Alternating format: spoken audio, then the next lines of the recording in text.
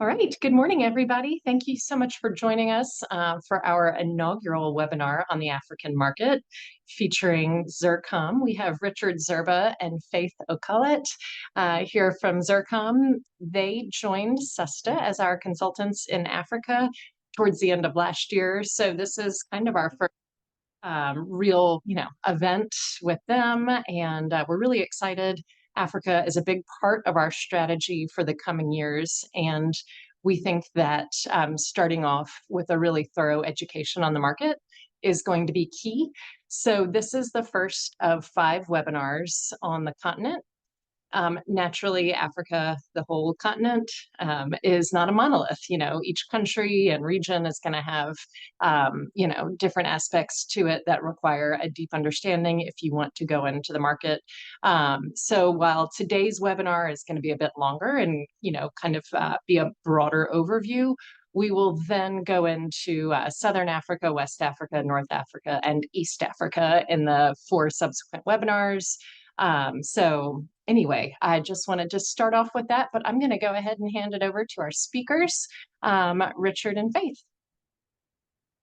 Thank you very much, and welcome to our presentation. I'm sitting here in sunny South Africa on the shores of the Indian Ocean and looking forward to talking to you. We've got a really great team that is based all across Africa to help companies all across the SESTA states and the Commonwealth of Puerto Rico. And we're really excited about this presentation. I'd like to now introduce Faith a little bit. And Faith, why don't you say hi from Nairobi? Thank you. Hello, everyone. It's a pleasure to be here. Thanks to SESTA for hosting this. My name is Faith Okalet, and I am a trade advisor at Zircom International. I am based in Nairobi, Kenya. That's the eastern part of Africa. Usually sunny, but today's been raining. But we usually have good weather all around, and it's a pleasure to be here. I am the SRTG administrator, and look forward to working with you and seeing a lot more of you get into our market. Yeah. So thanks, everybody. I'm going to start the presentation right now just by explaining a bit who we are and giving you an idea about where we're located. So where you see the red stars on this map, that's where we have people located across our team. And some of those stars represent more than one person, but these geographically are where we are. So we've built up the team since 1999. So we've got more than 25 years of working with American exporters coming into the African market. And I'll just quickly describe who we are and what we're up to. So you see Faith at the top of this org chart, and she manages the state regional trade group work that we do for SESTA and other states, but particularly she's the key one that is the program manager for agriculture across Africa. So she's got a big job. And then we have another person on the other side that works a lot focusing on state management. So we represent a lot of states, and then you can see a lot of the staff that we have all across Africa. And some of them have teams of them with team assists across Africa. And Cephas recently has inaugurated a team there in Ghana, and he's got 3 assistants working with him. So we've got a very well-established team. We presently represent 9 American states for trade. And so this is what we've been doing for the last 25 years before SESTA joined us. And we are representatives of some of the SESTA states, Virginia and Maryland particularly. And so we have a longstanding relationship with those 2 states. And we've worked with other states such as Florida, Mississippi, and others in the region. So we're excited to be building on these relationships. We also represent other states, but have a look at where the SESTA logo is. It's the big one, and for today is the spotlight location. So we do a lot of different things, but the main thing that we do is assist companies getting into a new market. That really is our key focus. and we try to be very flexible to what small and medium-sized companies require in a market.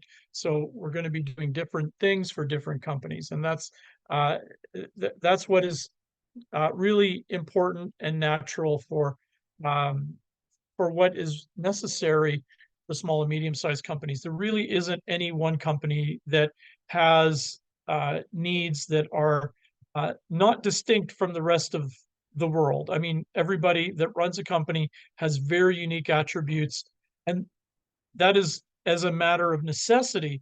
And so, in fact, our team has been geared to being very flexible and understanding how to get through a new market with companies. And then at the top, really understanding insights, providing new information that's happening in the market, or taking information relating to trends and trying to make that understandable for a smaller, medium-sized company to be able to generate wealth with. And this is why we're sitting here today. Some of the trends that you're going to hear about probably aren't making the news. But we want you to know what is happening in terms of the businesses that are moving, the sectors that are growing, and the culture that is changing across Africa, so that you can understand things a lot better than most people coming into the African market. You'll have a competitive advantage, and you'll have a relatively good understanding and a confidence to get into the market. We also help companies with their particular market selection, and we often do this balancing different African regional office requirements. So you might decide, I'd like to go to Africa, and we'll say, well, which region of Africa? And this is why we're going to be presenting on different regions of Africa. So we'll be covering Southern Africa, East Africa, West Africa, and North Africa as the months go by with SUSTA, and we'll give you a little bit of a taster at the end for Southern Africa, and we're hoping that you'll be interested in joining us then. The other key thing that we do is market research, and then we help with really companies that are trying to find buyers. That is really one of our key things, filling up your pipeline with potential buyers, getting them into appointments with you. That is always important. And then, of course, with food, regulatory requirements, research, we can do that. We've got the staff on the ground that can understand what is necessary. And then helping companies to find out what is important in the companies that they're researching. And we can do background research and do due diligence. We actually have 3 lawyers on staff, one based in Tanzania, one in South Africa, and one in Nigeria. And they're all active members of their bars and able to perform legal due diligence in those countries. So there's things that we can assist with in different places. And then the main thing is helping companies when they travel. So we do group events that SUSTA would eventually be working with us. And in fact, we're working on bringing some buyers into the Miami Food Show coming up in September. So there's things that we really want to do to make sure that Africa is presenting itself as an important market to American exporters. Now, why Africa? Well, look at the figures where we've seen effectively the growth in the food sector doubling in the last 15 years, or not even 15 years. So the market here is growing remarkably. It is not a slow growth market. It is a very quick growing market. And in general, Africa is growing just a little bit slower than East Asia. So we are one of the faster growing markets in the world. And if you look at national markets, most of the countries in the top 12 or the top 20 are in the African continent. And so it's important for you to understand where the growth is and to be able to focus in on that. And then we can also look at where U.S. agricultural exports have been successful, and we can see that the general trend is up. There were some very big years in 2012, and then there was a bit of a slowdown in 2014, which resulted in another bit of a dip. But 2022, 2023, 2024 are all going to be very good years for American exports of food into Africa. This isn't just a few things. This is a lot of things. It's billions of dollars worth of products in a lot of different sectors. And so we're going to try to give you some pointers toward the other parts of the presentation relating to what might be potentially interesting for you as an exporter. Just quickly, this is a bit of an older slide, but there isn't much of a too much of a change. But we see that a lot of the products that come from the U.S. are commodity products. So we have wheat, we've got poultry, meats, some egg products, but a lot of that blue segment at the bottom, the other sector, that's where a lot of the smaller sectors are, where small and medium-sized companies are located. And we can also see in prepared foods, in finished prepared foods, and also intermediate products. Intermediate products is very interesting because we have a very quickly growing market with processed foods, and we're seeing things that are inclusive in that value chain really moving quickly. And as I go through the presentation, I'm going to ask Faith to answer a few questions, pertinent questions coming from her experience. But Faith, you've done some work with Processed Food Equipment Company, trade missions coming into East Africa, for example, intermediate products. Why don't you give us a comment relating to the diversification of the African market in terms of the broadening of the processed food sector?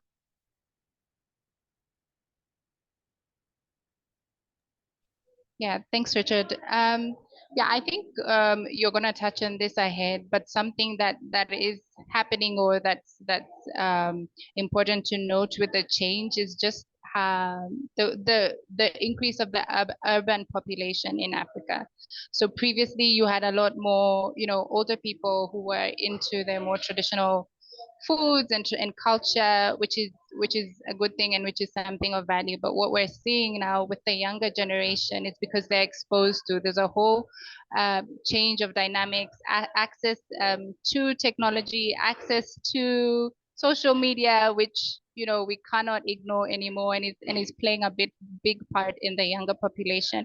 And so this is informing not only lifestyle, this is informing lifestyle, and part of that lifestyle is the food. So I mean, the food that younger people are eating today is a lot different from what their parents, completely different from what their grandparents were eating. And this is because of the exposure that we are now seeing now. And that's why you're seeing that shift into a lot more processed food, a lot more consumer oriented food. A lot of what's happening in the US is sifting into the African market, and that's because of the exposure that we are now seeing. And then with regards to the intermediate products, that is on the rise, and the reasons for those are diverse, but a lot of that is because of the demand that we are currently facing now on the continent cannot be met by the supply. And so because of that insufficiency and because of that gap, where the supply cannot meet the demand, we're seeing a lot more companies bringing in the food. And I think Richard will touch on this ahead, but because of the quality, when you talk about US companies, when you talk about US food, that is always associated with quality. And because of that reputation of quality from US products, from US companies, that is now influencing sort of the shift to these processed foods, shift to intermediary products. Yeah, so those are some of the reasons. Great. Well, thanks, Faith, for that experiential opinion. I think that really you've had some really important things to say there. Africa's population is diversifying in its food range, and so this is an important thing to expect as you're coming in and looking at things. Now, why Africa? Africa's really coming into its own right now. I want you to look at this map animation. And around the year 2000 is where we are right now, 2010, 2020. But look what happens as the century goes beyond where we are right now. Africa is destined to be about 40% of the world's population or more by the time the century ends. This is very important to know. So back in 1950, Africa was just around 5% of the world's population. Presently, it's 18%, and we're seeing that that is growing very quickly. Now, importantly, most of the world is aging very fast, and Africa is the only region in the world that is growing at a very substantial growth rate. In fact, if you look at even India, India is static now with natural growth rates. China is on a fast decline. Europe's on a fast decline. And even the United States, if it weren't for immigration, it would be in a mass decline position as well. There was a very interesting news article that I read this morning relating to that. So every region of the world except for Africa. And then you've got another perspective here. Have a look at how large the continental United States is relating to Africa. Into our market, if you include the Indian Ocean islands out to the right of the map here, we could fit in almost 4 continental USAs into Africa. That means you could almost fit all of North and South America into Africa all in one go. So Africa is big, and it is regionally very diverse in terms of geology, in terms of geography, and in terms of culture. And another thing that is really important to understand is that Africa's got over 1.4 billion people. And so we're going to be talking about the Africa growth, the Africa Continental Free Trade Area, which is creating the largest common market in the world right now, even bigger than China, even bigger than India, even bigger than a lot of other places. So Africa used to have or we still do. We are a region of regions, and so we've had a lot of different trade groups which have been very important to African development. And we can see that the EAC has been a very important one in East Africa. But what's happened with the EAC recently there in East Africa, Faith?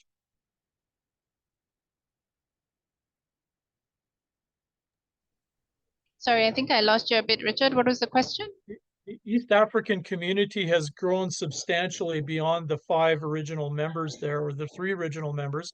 And in fact, it looks like it's becoming a regional powerhouse. Maybe you can describe which countries have recently joined and what the potential outcome is for East Africa, for example. Yeah, okay. Yeah, so the original members were Kenya, Tanzania, Uganda. Now we are moving to Burundi, very small country, but part of it, Ethiopia, South Sudan also joined. And it is essentially, Kenya is the hub of East Africa. It is also one of the main ports that a lot of the trade that comes into the rest of East and Central Africa comes through Kenya. You might have heard of a lovely sunny place called Mombasa, and that's on the coast. So because of that and because of its central location, on Richard's screen, on the screen right now, it's the top right from my side, the EAC. And because of that central location, we are seeing it as an important hub for the rest of the continent. Mm-hmm. And interestingly, East Africa stretches into West Africa. So maybe there's a comment about the Congo. Yes, the Congo, though it has had its challenges over the years. I know Richard lived there for a few years, but it's a crucial market. It has a large population. It has a lot of resources, and because of that, its economy is growing. And there's a lot of trade that happens between the East African countries, Kenya, Uganda, and Rwanda specifically, also because they're located there, also because of the landlocked. A lot of trade that's inter-country trade that's happening there. But it's an important market, and companies are now looking at opportunities in the Congo, and a lot of it does come through the other East African countries like Nairobi, Kenya. Mm-hmm. So interestingly enough, and we will have a full presentation on the East Africa market, which is statistically the fastest growing regional market in the world. And so we're going to have a SUSTA presentation later on, and Danielle is organizing from that side, and hoping you'll be able to join us. But the Democratic Republic of the Congo joined the East African community a couple of years ago, and so the EAC actually stretches all the way from the Indian Ocean to the Atlantic Ocean presently, which is a little bit strange because it's called the East African Community. But in any case, Africa has grown from a set of regional groupings and common markets to one where it's formed a singular common market. Now, interestingly enough, here in South Africa, we have the Southern Africa Customs Union, which is the world's oldest common market, the world's oldest customs union formed in 1910 when South Africa became an independent dominion. And so there are histories here where different countries have worked together very closely, but we're moving toward one. And we have actually ratified fully, and we're operationally into one full market. So as of January 2021, the African Continental Free Trade Area has been an important aspect of what has been happening in Africa. So Africa is forming into something very similar to what the European Union looks like right now, although if you know your history about the Europeans, it's more like the European Economic Community rather than the European Union. The EU has a little too much politics in it, so the countries in Africa want to keep it more like an economic union rather than try to make it a political union. They've seen some of the problems where different countries have wanted to get out of Europe while others are trying to join it.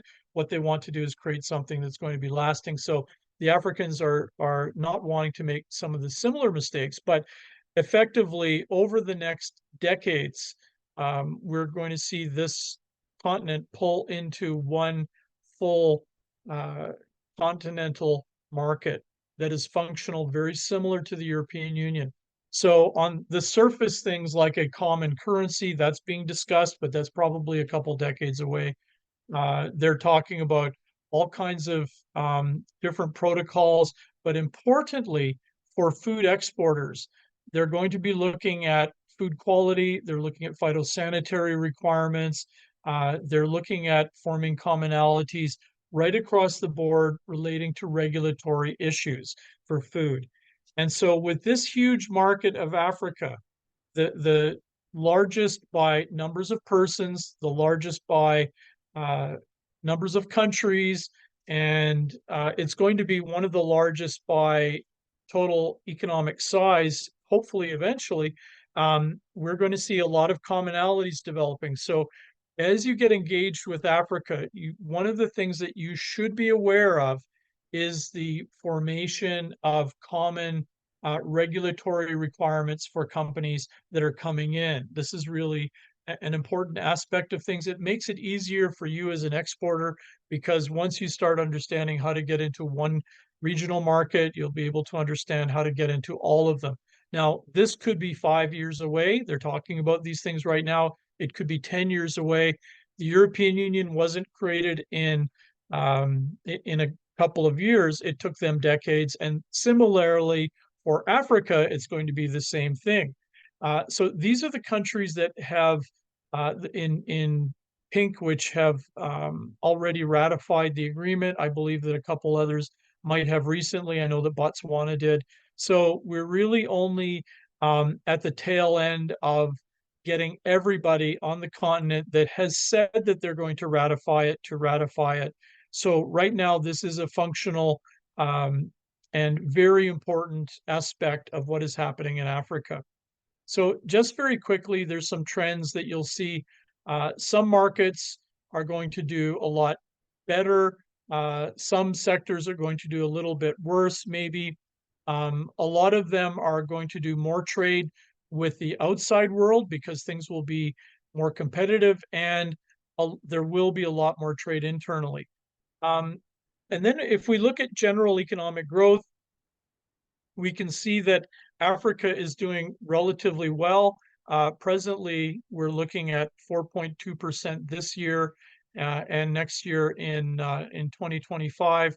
So these are real growth figures, so they're doing quite well. And if you look at the per capita income, it is growing, but not as fast as the total growth. And that's because the population of Africa is growing very quickly. Most of the population is under 25, or in fact, most of the population is under 19, because the average age in Africa is 19 years old. So we would see naturally a per capita growth that is a little bit slower, but what we're actually seeing is that the middle class is really expanding quickly, while the other parts of the African population are not as expansive in growth. So the per capita GDP is growing very quickly, as we can see in the latter years. So there has been an exponential boom to this. Now, why is that happening? Why is Africa all of a sudden taking off so that it's looking like an economic miracle? But if you look at the years prior to the year 2000, there was a lot of drag. It was looking like Africa was never going to come out of its funk, and things would not improve. And then we started seeing from about the year 2000 to now substantial growth. And you can see this very visibly right across the continent. You can see new buildings going up. You can see retail supermarkets everywhere. Formal shopping has been the way of life now for most people across Africa, where 20 years ago it was not. Most people went to outdoor markets. And we've got high-speed internet. We've got 4-lane highways across the continent. We've got decent railways that are being built everywhere. So the continent is really coming into its own in terms of a lot of the development. Just very quickly, we're looking at middle class growth over the last 10 years.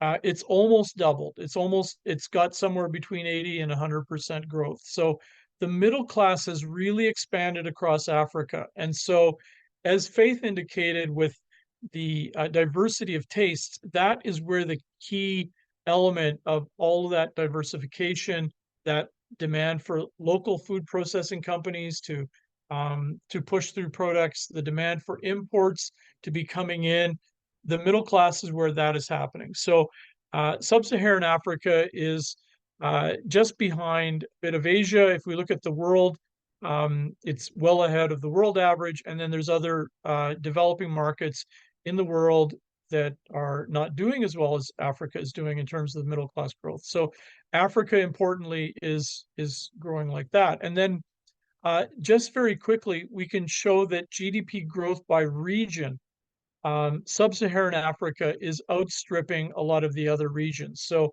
this is just another graph to show the same thing in a different way. We're doing quite well in sub-Saharan Africa, which is growing.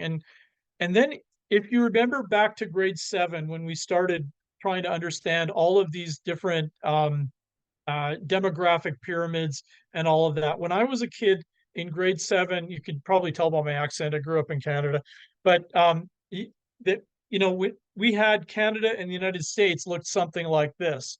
We lived in an age where there was like children everywhere, kids hanging out the windows and riding bikes down the streets, and not as many adults to police everything. I mean, those were actually great days.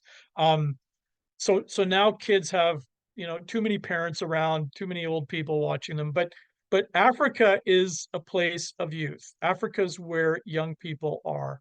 And so if we look at Africa, like I mentioned, the average age is 19. There's other countries like Germany, for example, where the average age is closing in the late 40s. And so the United States as well, if you look at certain segments of the population, it's not growing, and if only for the fact that there's immigrants coming in, that the United States' population would probably be declining. And if we look at it just from a map perspective, where the countries are in red, this is where we're seeing a lot of growth. So it's Africa, a few countries in the Middle East, and I see French Guiana for whatever reason. So we see that there is a real geographical tie to this demographic growth. And then we can also see this in terms of population growth rate. So while Africa is also declining in numbers of children per mother, that we're also seeing that other countries or regions are coming down a lot faster.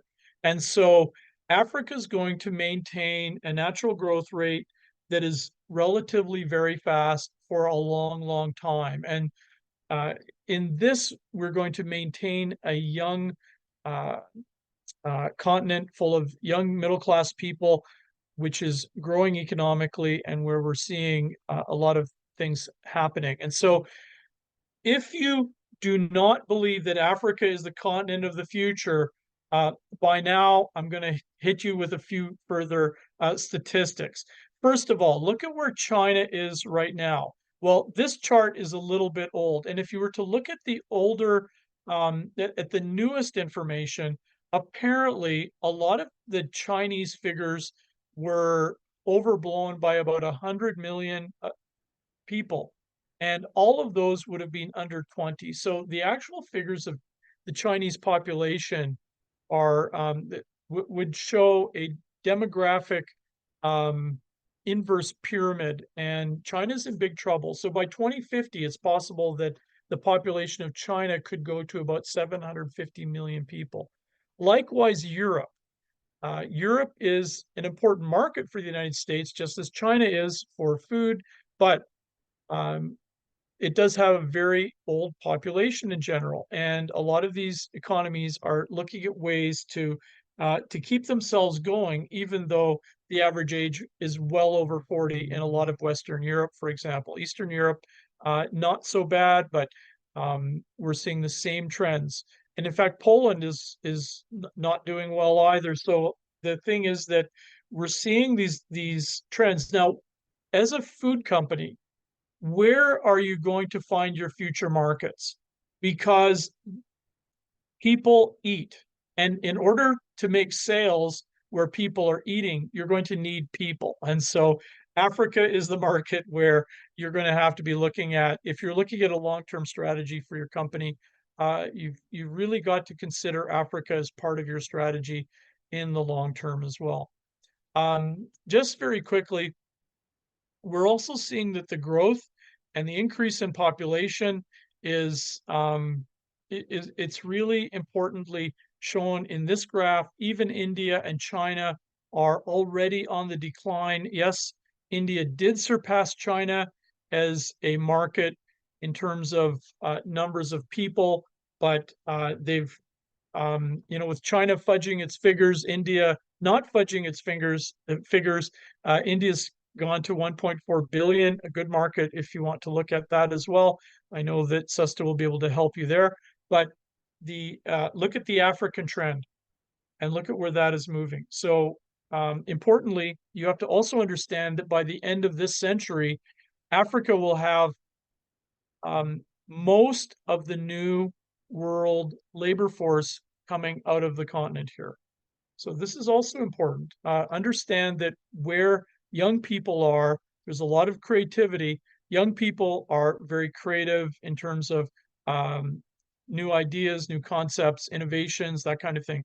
If the world is going to be very creative, it's going to be creative out of Africa. And so understand that there's a lot of growth coming through that sector. So just getting into some of the regional economies. South Africa and Nigeria are pretty close together in terms of the general population, although in terms of the general economic size, but South Africa has a much smaller population of 60 million people. Nigeria is about 210 million. So what the economic size of South Africa and Nigeria hide is the fact that the standard of living is much lower in Nigeria by a factor of about 4. So the one thing that's really important to note is that as a food exporting company, you may be better suited toward a low income market than a high income market. That's for American products, it's not the general rule, but there are companies that can be more successful in Nigeria than they could be in a comparative market like South Africa, which is a very different market. And then you can look at the market sizes for other countries in general. Algeria third.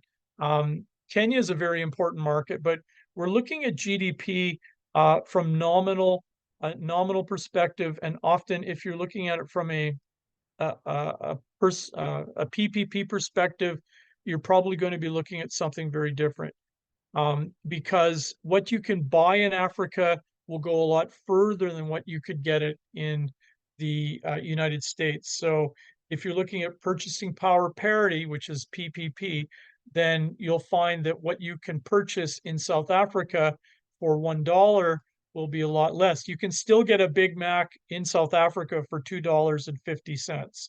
So I think that they're running close to $5 in some of your American regional markets right now. And here's a little graph that indicates some of the different growth figures over the different regions of Africa. And we can see that East Africa is topping the list. So maybe Faith, if you could comment about some of the features of living in a very high growth market, right in the center of it, Nairobi. What are the changes that you see happening on the Nairobi skyline, and some of the things that you're seeing in Nairobi? Yeah, I think just as I mentioned before, I mean, again, Nairobi is a young continent. Richard talked about the age in Nairobi. The average age is 19. Some countries like Uganda, which is next door, it's 15. So again, this young continent is not a myth, it's an actual thing. But I think some of the key drivers is that there are young people, young families who are now the key decision makers when it comes to what tastes are, or what's driving the tastes in the market. Again, it's a young and educated workforce, right? So previously, if you could count on your fingers the number of educated people that you did have in the family, but now you have a young, educated workforce that is leading the decisions that are being made on the ground, versus the older firms that were there many years ago. And so because of that, it makes Nairobi, it makes countries in Africa, East Africa, key places where companies want to come and invest, where companies want to. The ease of doing business has greatly improved. Years ago, when you would come into the country trying to set up a company, it would take you months. Now that's down to 3 weeks. Now that's down to weeks. Again, communication, safety is a big thing, which I think many companies are usually concerned about when they're coming into Africa, sometimes into Kenya.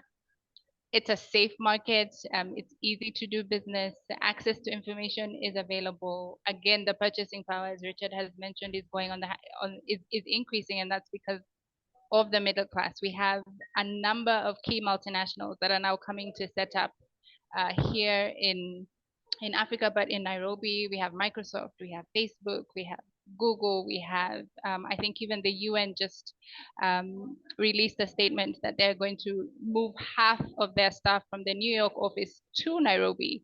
And so that's just a picture of how multinationals or US companies, US exporters, and international companies are now finding it easier to set up in the country, and that's because of the ease in doing business. And I think the government also is at the forefront of trying to make things a lot easier, even in terms of tariffs. Again, those are being eased, and there's some concessions also that are being made. But even when it comes to agriculture, there are some products that the tariffs now are being eased, and so because of that ease of doing business, we are seeing a number of multinationals, a number of companies that are now coming to set up shop in Kenya. And maybe also just to touch on something that Richard had mentioned previously, when you are coming into one market in Africa, the benefit that you do get with the trade blocks, or the trade regions that he had shown earlier, is that your access your access is going to be widespread. So for example, if you look, a lot of the distributors or importers that are based in Nairobi, Kenya, which I mentioned is the hub of East and Central Africa, you then get access to 6, 7 other countries by potentially making a deal with one importer that's based in Kenya. And that's because of the trading blocks and the trade agreements that they do have in the region. So a lot of the times we do advise companies, instead of looking at multiple markets, and by markets in this case I mean countries, a lot of the times you look at the key country in each trading block. So if that's South Africa for Southern Africa, if that's Kenya for East Africa, and then that gives you access to multiple companies, because a lot of the time, specifically in Kenya, these importers, these distributors have branches in Uganda, in Tanzania, in Rwanda. And so you do get the benefit of having multiple countries, and your reach is then expanded because of that. And that's what we're seeing. And that's why I think a number of multinationals and companies are coming to set up in Kenya, because of the reach that they do end up happening by setting up in just one country. Thank you, Faith. Really some excellent comments. One interesting country in East Africa, we'll leave some of this to the East Africa presentation, is Rwanda.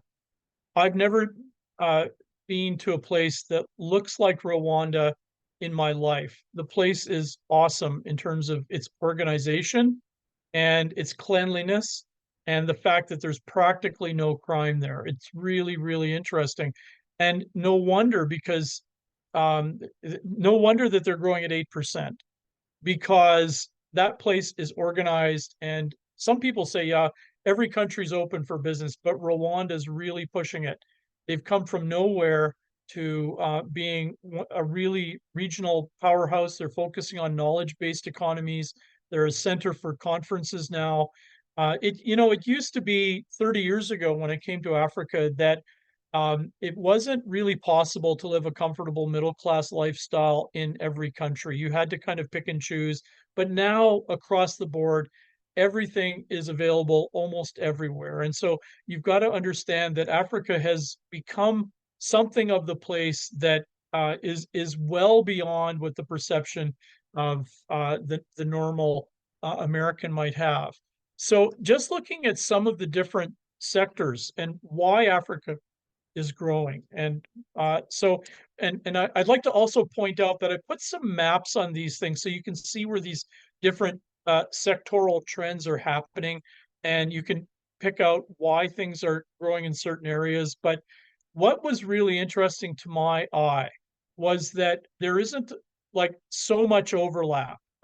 Some countries are really strong in some areas, and you will find that some countries are doing really well in one specific area where they focus their economy and they've become a regional powerhouse. In fact, some of the countries are top 10 in their in the world at what they do. So if we look at the energy sector, did you know that the United States hardly imports any oil from the Middle East, but they do a lot from Angola? So Angola is one of the interesting markets that is one of America's new best friends. And in fact, America's got a couple new best friends. Kenya is one of them, Nigeria, Ghana, Morocco.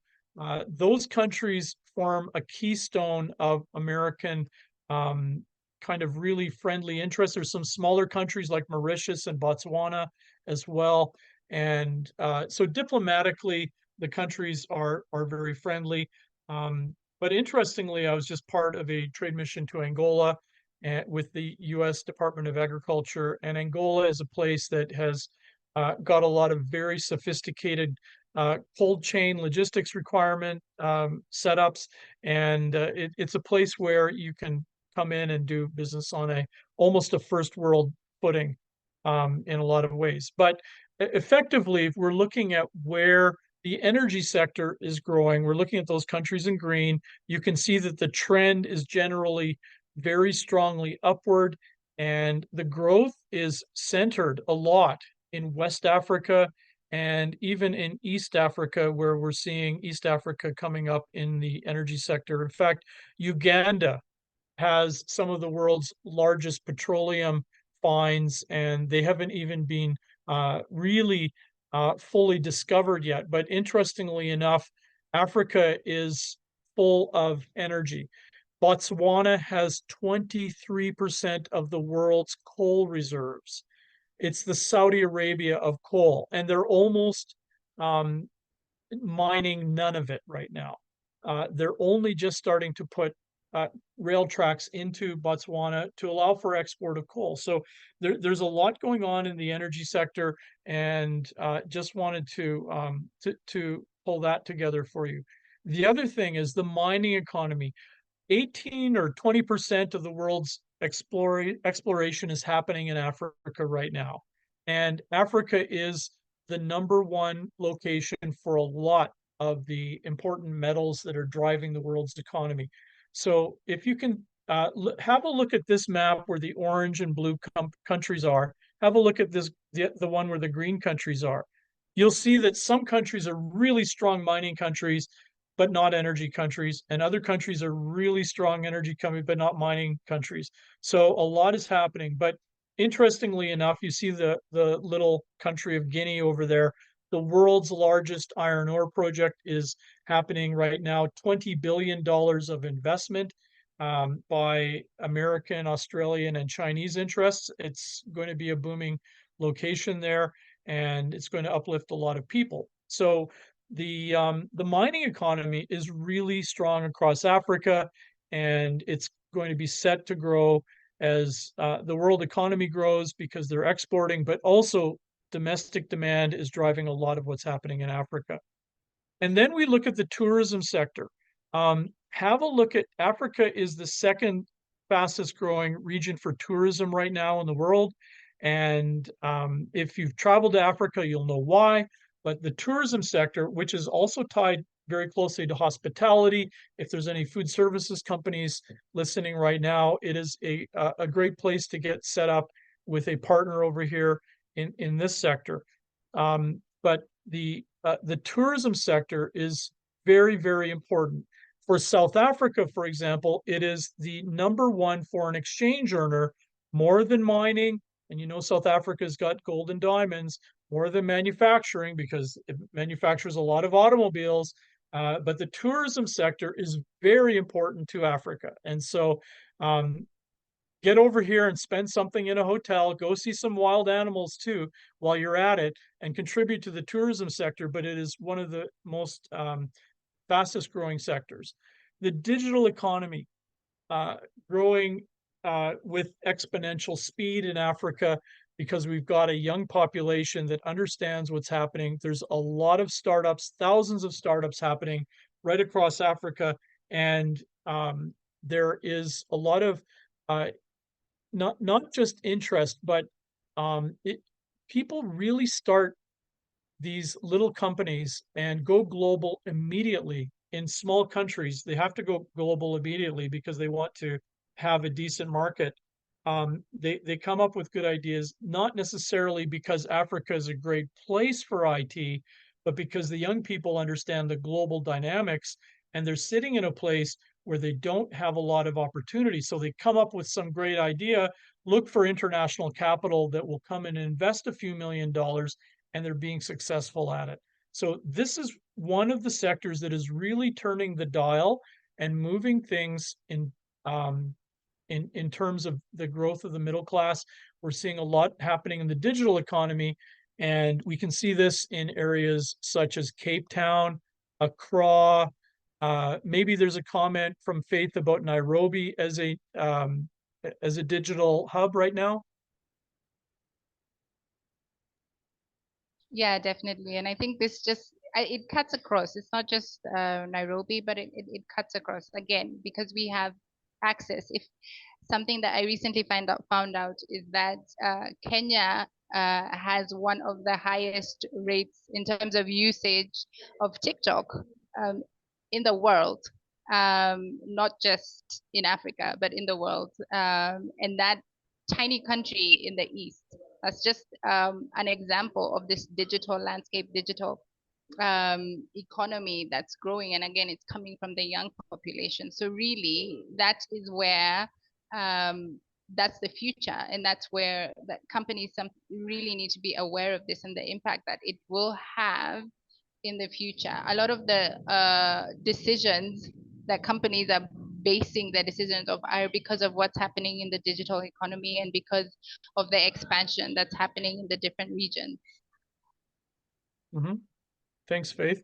And so what you can see with this set of information right here is that well, Kenya's number one right now. Its digital economy is growing at 13% per year. But interestingly enough, as we're getting further into the century, the growth of the digital economy across Africa is going to be getting faster and faster and faster. In fact, as we see artificial intelligence starting to ramp up, the young people here are going to be very quick on the uptake on how to use that artificial intelligence and to get around some of the language issues. What is interesting is, yes, English is widely spoken here, French is widely spoken, but it's spoken as a second or third language most of the time.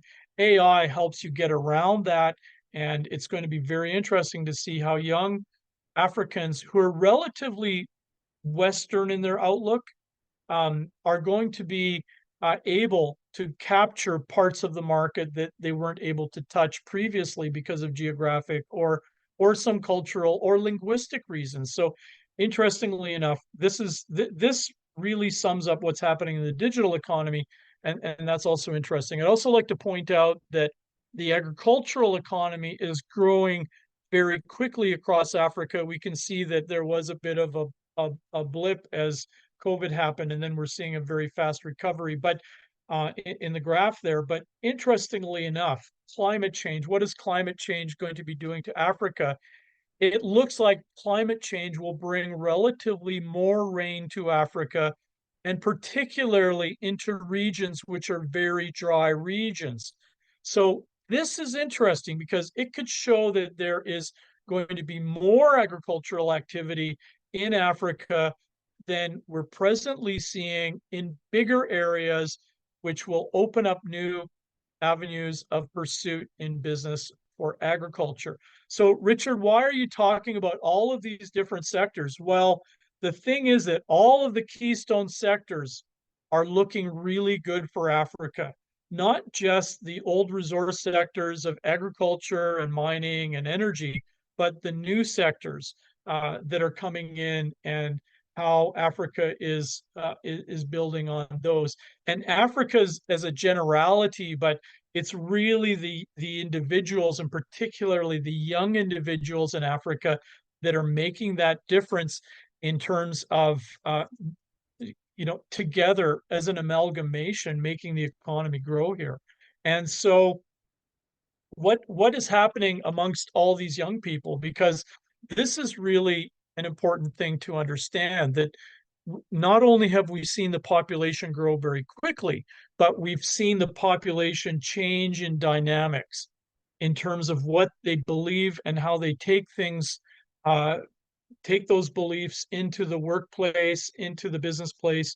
And it's really an interesting thing to look at. So, so what I want to say at the outset is that there is a big cultural change, but it's not the same cultural change you're seeing in America right now with young people there. The African young people generally are very focused on entrepreneurship.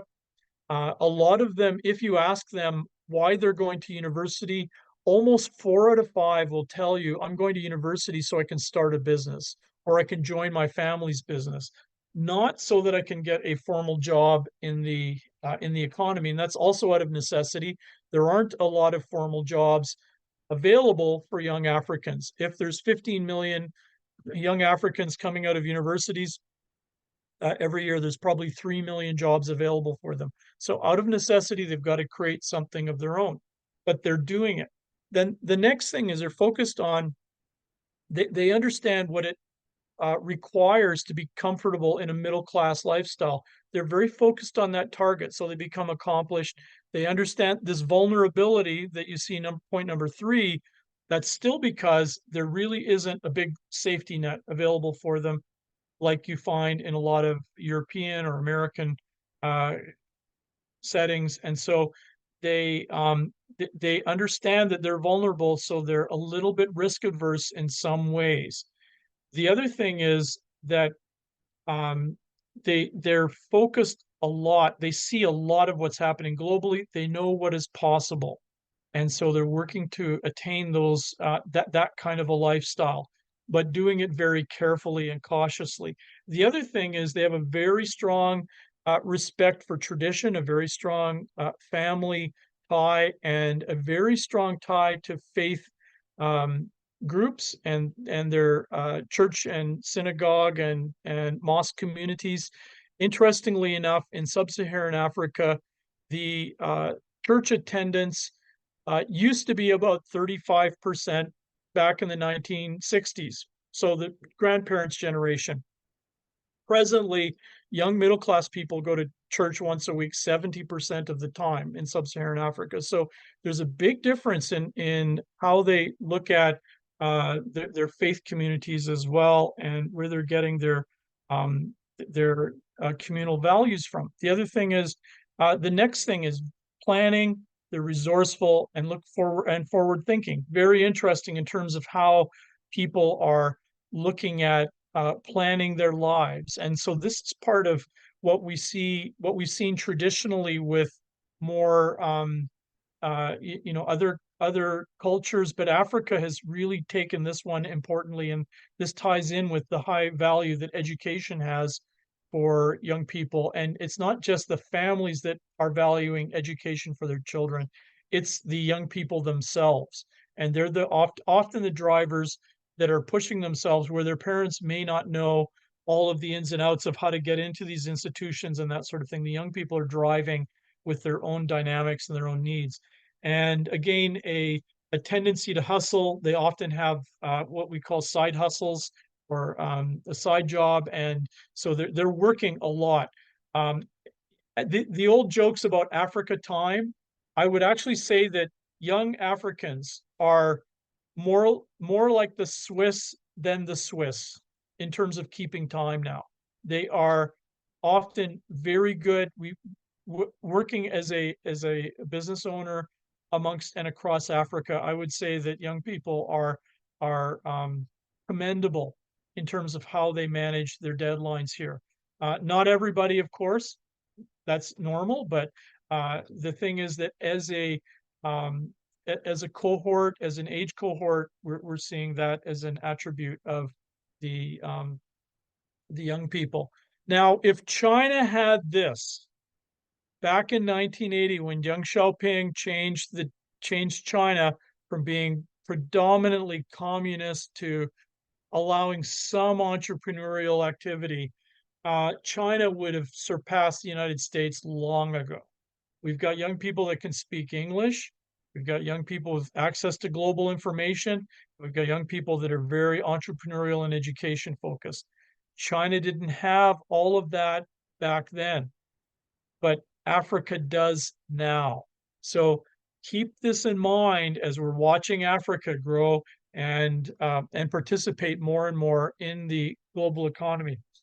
I remember back in the 1990s when I lived in Canada and the US, and I remember that during the 80s you wouldn't see many people from China coming to Niagara Falls, and then at some time in the 1990s, all of a sudden there's busloads and busloads of people from China at Niagara Falls. Where do they all come from? Africa's going to surprise everybody all at the same time because of the way it's growing and we're going to see this happening. And we're already seeing the trends happening. We're already seeing a lot of young Africans going to the United States. A lot of them are staying, and a lot of them are coming back into the diaspora and coming back into Africa. But it's interesting to note that a lot of these African countries are sending young people over, and the ones that stay have contributed to making some of the wealthiest ethnic groups in the United States. So, for example, the Nigerians form, I think they're the third or fourth wealthiest ethnic group in the United States, well over the what we call third, fourth, 10th generation Americans who've been there for a long time. So not as wealthy as the Indians, the Chinese, but right after that, there's the Nigerians. And we're also seeing other African groups. Like, yes, it is a natural thing that people who are well educated might leave their country, but there's also a lot to be said for that entrepreneurial flair that a lot of cultures have. And all three of those cultures have that. And so we're seeing that, and a lot of that tie-in with those markets where you have smart people with resources on both sides of the ocean. They can do a lot together. And when you have family units that are working together, you're going to see a lot of upliftment. So we're seeing that. And the one thing that I would also add, what we're seeing in China with the social credit system, what we're seeing in China with a lot of the human rights issues that are happening, Africa is not that bad comparatively for a lot of things. What you see in the press, Africa is, and they believe in human rights as much as Americans. A little bit of a different take on it, but they have a very strong belief in democracy. Young people, again, going back to these attributes, all of these add up to an abhorrence of corruption. So the way people do business here and the way they treat each other is really important. The other thing is Africa is becoming more English speaking by the day. Look at where the spots in red are, where the biggest groups of people are in terms of urban mapping, and look at where people speak English in the red countries. Okay, they correlate. And what's also interesting is that we're seeing countries that are coming closer to wanting to speak English being driven by the youth. And so we had Gabon and Togo join the British Commonwealth. I know some of you, being Americans, it's kind of the other side of the world for you, thinking about what's in the Commonwealth. But it's a nexus for doing business in English across the world. So these are two French-speaking countries that join the Commonwealth because their young people want to be more tied in with the English-speaking world. Likewise, Angola joined the Commonwealth Enterprise and Investment Council as a strategic partner. And we're also looking at Madagascar. So the countries that are former Portuguese and French colonies, they're kind of wanting to leave that. We're seeing this in Senegal as well recently with the elections. They kind of want to step away from France. They want to move into more of a let's have partners all over the world, but that means you've got to be able to speak English. So English is becoming very important. Now, if you're in America and you can speak English, that's a competitive advantage because 60% of the world is doing business, 60% of Africa is doing business in English, and we use common law across most of those countries, which helps you to understand the contracts. And the other thing that's really important is the negotiating tactics of Africans is very similar to Americans. It's more or less starting with two open positions and navigating your way to the center. It's not like other cultures where negotiation can be a little more cloaked, a little more under the, not, I won't say under the table, but very different in terms of the ways it's done. So really, Africa is a place where you can see that. So just in summary, we've got a lot happening in Africa, but this is very important for food exports.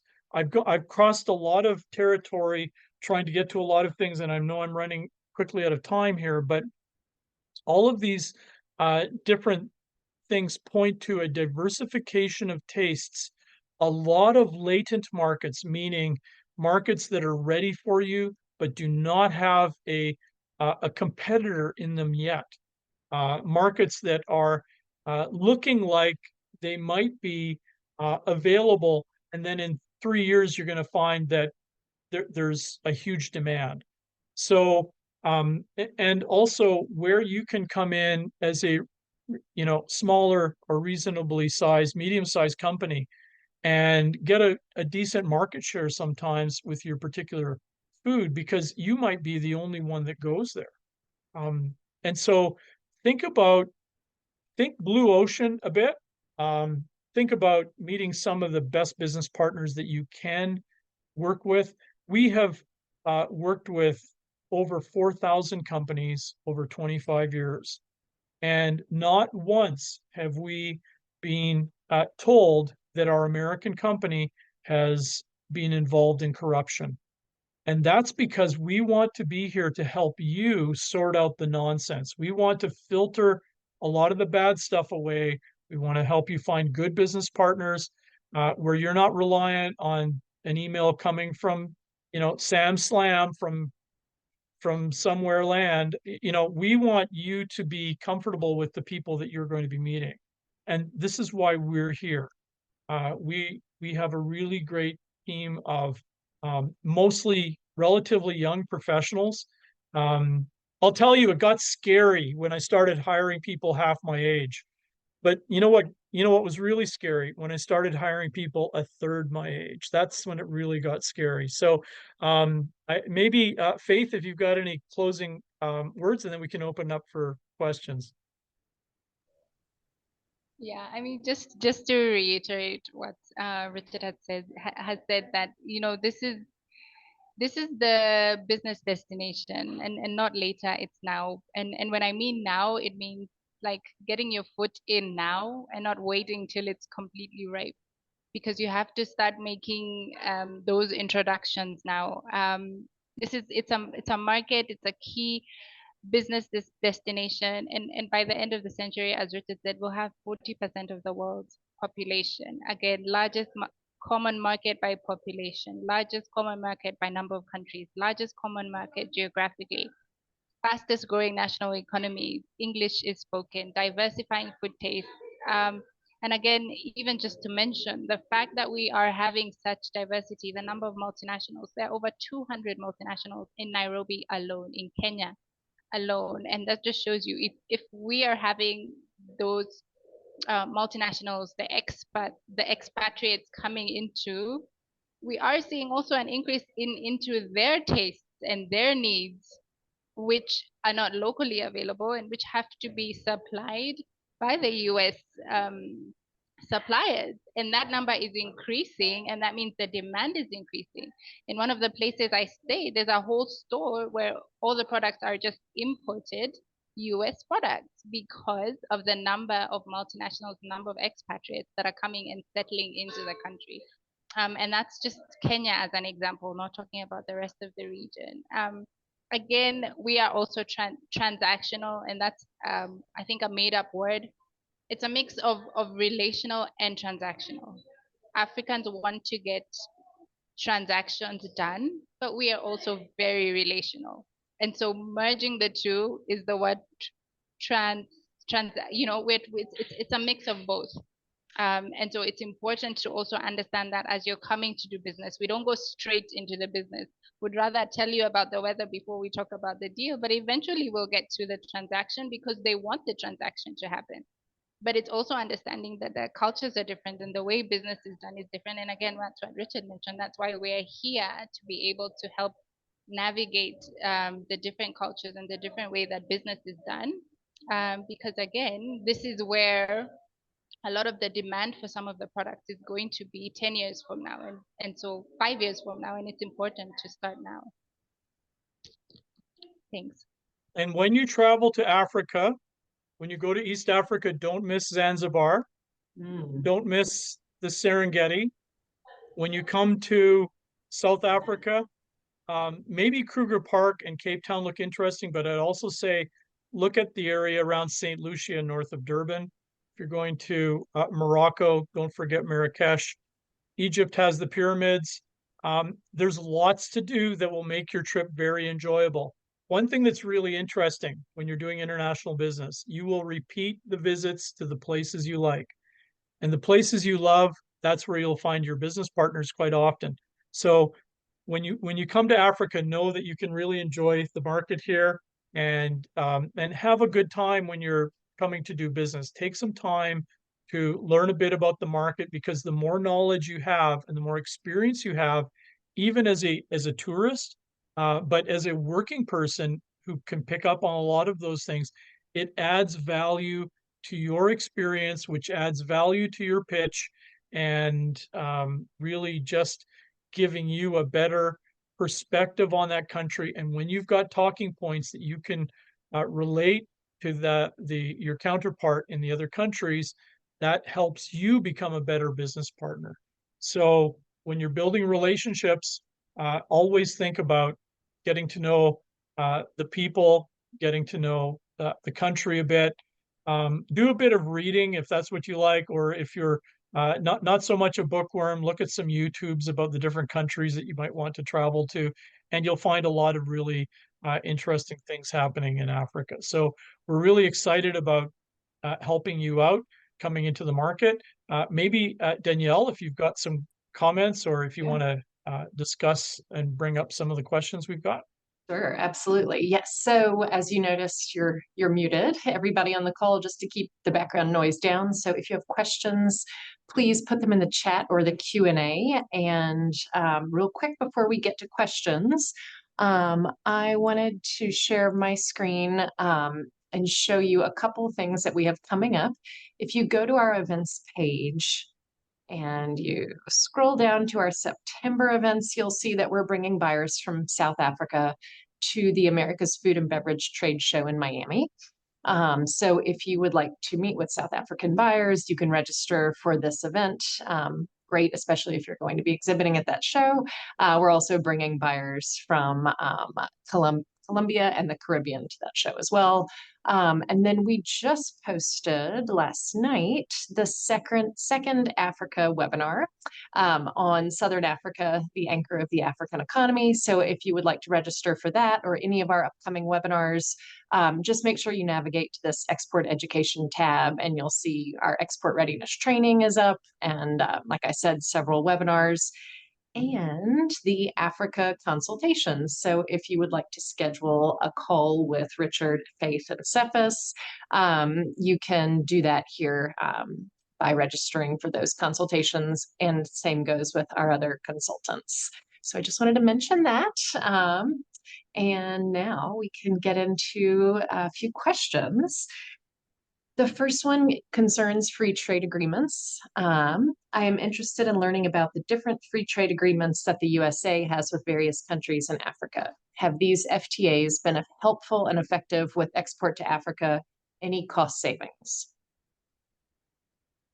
Okay, well, let me start, and then maybe Faith can add something in about Kenya.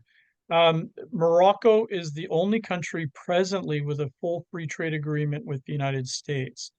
The United States has taken a different view on the free trade arrangements with Africa than Europe has. So the European Union presently is negotiating with the entirety of the African Continental Free Trade Area through the European Union to create a common agreement between those two big blocs. The United States is preferring to go bilaterally. What is important for America-Africa trade is that most African countries, about 35 of them presently, or 33 maybe this year, have duty-free access to most goods entering the United States.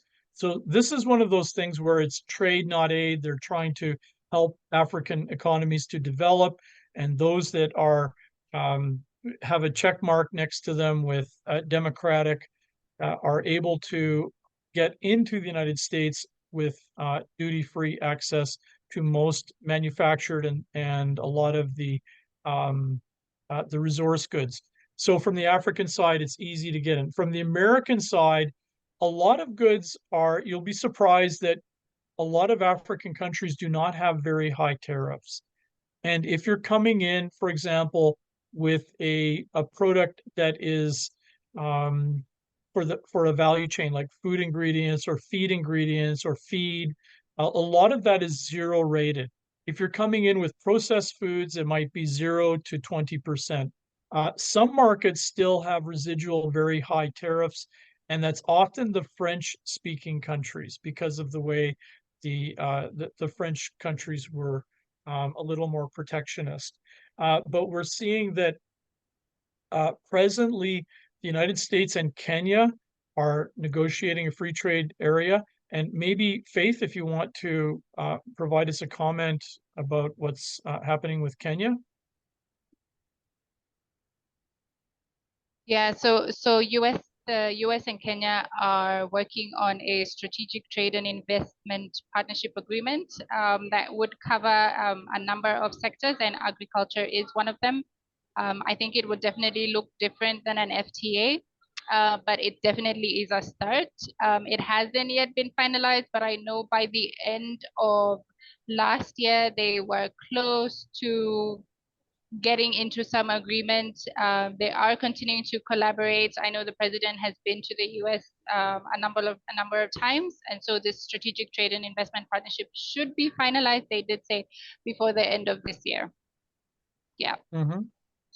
And so, and sitting here in South Africa, what is interesting is that a lot of products do enter duty free in any case. So even if South Africa, for example, through the Southern Africa Customs Union, has a free trade agreement with the European Union, and those countries have duty-free access to South Africa, well, so does the United States in a lot of cases.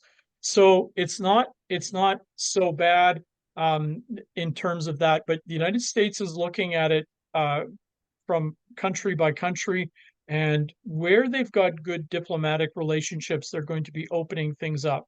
So I'm really sure that a country like Angola, which and maybe possibly Ghana, countries that have been very close to the United States, very supportive, they're going to be likely viewed for a free trade or some kind of an economic development mutually beneficial arrangement. What is important, not so much is that these are free trade agreements, but the fact that it indicates a level of trust between countries, and it's like a diplomatic stamp of approval on doing country to country work. And so I do remember Mauritius, a small country, 1.3 million people, a fantastic country. If you're ever looking at the food services industry, it's got over 100 4- and 5-star hotels. Millions of people travel there every year to enjoy the beaches and the mountains there. But they were dogged about getting a free trade agreement with the United States, and the United States says, "You're too small to worry about. Just like it was just like they don't want to put the time into it." But there are countries that are very close to America that really are keen and good, relatively open markets with very low average weighted tariffs, meaning the average tariff that your food product is going to come in is going to be relatively low. So the one thing that you will have to be more concerned about, rather than the tariff differential, is the cost of production in the African country and what their competing products are going for, which might be a lot lower, given that the cost of labor is likely going to be much lower here.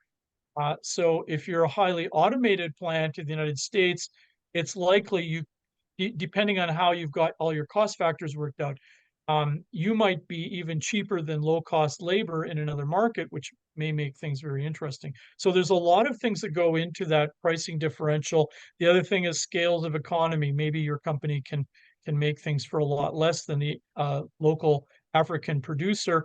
And then inputs. Meat is relatively expensive across most of Africa because feed is so expensive here. And if feed is expensive, why is it expensive? And then that makes an opportunity for American feed suppliers to sell into Africa, for example. So the question about tariffs might gloss over a lot of other different interesting issues which form the whole competitive package. But overall, the thing is that most American companies are will have an eye opener as to the positive attributes of some of the regional markets here overall. Thanks. I think if I could just add one more thing, the other thing that is key is the regional trade blocks, especially when it comes to importation and tariffs. So again, if you're coming into the EAC or if you're coming into SADC, which is the South African Customs Union, then sometimes a lot of the tariffs or the duties that you would pay for getting into one country, again, which is sometimes key, and which is something we look at when we are sort of linking you or finding potential importers and distributors with you, is what is their regional coverage, because then that would help when it gets into the other neighboring countries. And so it is beneficial to go into a country to use an importer or a distributor that has regional coverage. And so that then also plays into the duty and the tariffs, because sometimes there is no double taxation or duties, or they have a lot of exemptions by virtue of having branches in the other regional countries. So that's something to look at as well. Great. Thank you for the thorough explanation. It's never a simple answer when it comes to these kinds of questions. And yeah, so appreciate the thorough response. Any other questions? I don't see anything else coming through. I think you gave us a lot to chew on there. But overall, Africa is a market that has a lot of opportunity. It's a very young country, and I think it's really worthwhile that we all dig in deeper in this educational time with SESTA, and take a look at the events that we have coming up. I'll reach out to everybody with an email later today, linking all of the events that I mentioned. And yeah, we hope to work with you and support you as you go into Africa. We're really excited to have Zircom, partnering with us and offering their support. So we're feeling great about it, and look forward to working with you all. Thank you, everybody, and looking forward to the presentations that are coming up. Each of the regions of Africa are as big as the United States. And so we're going to have a great time with staff from our other regions joining us and giving us their perspectives. And you're going to find that Africa has a lot of potential in different pockets for different types of companies. In fact, one of my mottos is, if you've got something to sell, it will sell for somewhere in Africa. It will sell somewhere. But each of the regions is very different, and we have a lot to offer American buyers and sellers coming into this market who are interested in doing business. So thank you, Danielle, for hosting, and Faith for joining us as well. And I'm really looking forward to introducing many of the rest of the team. Yes, we are excited. Thank you all so much. And we'll see you soon. Bye-bye. Thank you. Was that okay?